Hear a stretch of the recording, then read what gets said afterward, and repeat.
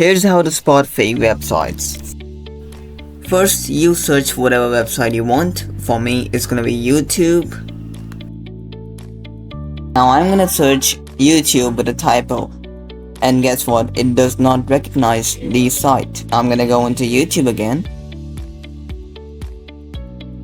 Now I will press this lock, and then it will show me all of the credentials and actual certificate that this site has, which will tell me that this website is safe. This will not happen fake websites like the typo YouTube we did before.